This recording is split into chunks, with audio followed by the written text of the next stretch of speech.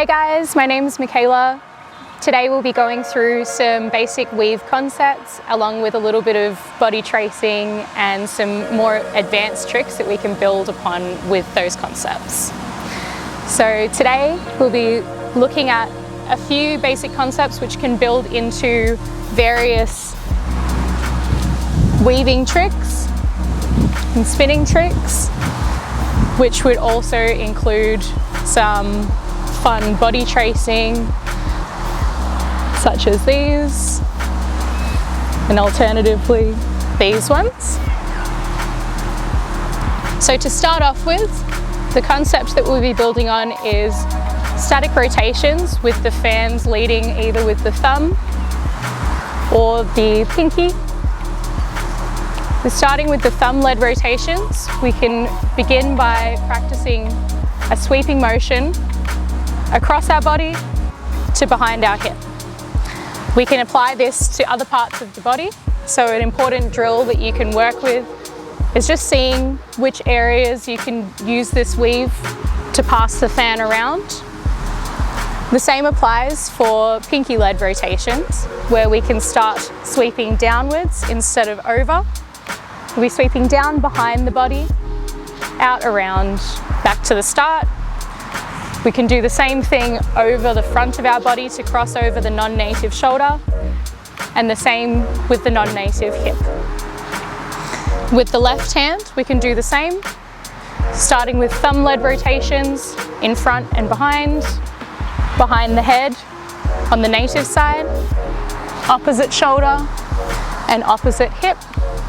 So these can be combined in different variations to create really appealing and really powerful visual images. One of the tricks that I quite like to build upon with these weave concepts is a lot of body tracing. So this is one that we'll be learning today. We'll be starting just out with our right hand. To start with, we'll be beginning with our right hand, thumb up, out, extended to the side. We'll be doing a pinky-led rotation behind the hip to in front of the body as we just went through, and doing a large arc over to end back in our starting position. The left hand, we'll be starting with the thumb facing downward, doing a thumb-led rotation across the front of the body. From here, we want one rotation behind the head and a big arc back out down to the starting position. With both hands together, you will want this effect to begin with of the fans crossing over in front of and behind our body. So right hand crossing behind my body and the left hand crossing over the front. We'll be doing a rotation and ending with an arc. I find it easiest to remember that arc at the end is where my fans will meet at the top point, and we can come back out to our starting position to do it all again. Another trick that I really enjoy using these weave concepts for is this body crossing or hug weave. In this weave concept, the two hands are doing opposite things.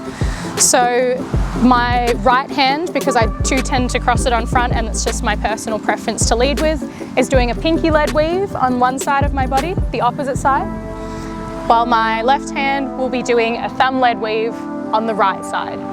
So to begin with, you could begin doing these as just a drill to practice the motion, one at a time.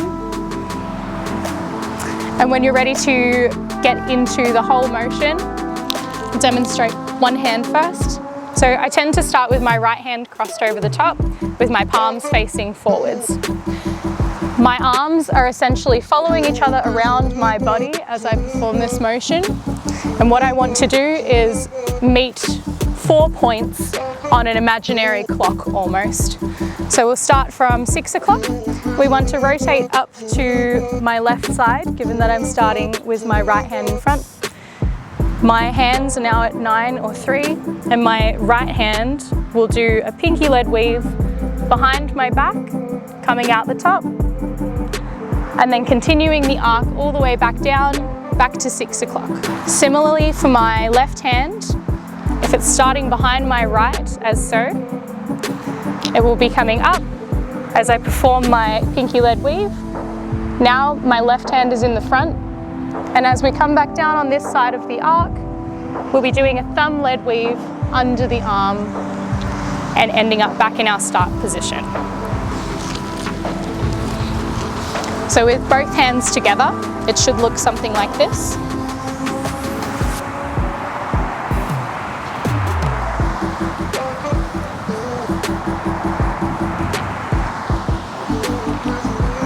Just one more time with both hands, so leading up, right hand is doing a pinky lead rotation behind. We're mirroring our start position, but our left hand is now in front. And now the left hand does a thumb lead rotation behind us so that we end back in the exact same start position. Thank you for watching, guys. This has been a tutorial on weave concepts and a few tricks built upon those.